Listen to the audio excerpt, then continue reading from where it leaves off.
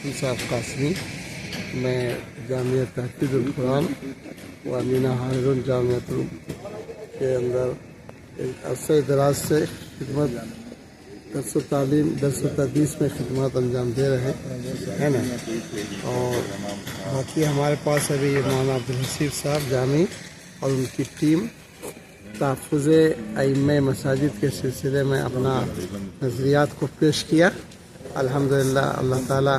ان کے اس ذوق کو، شوق کو اور ان کی فکر کو قائم اور دائم رکھے،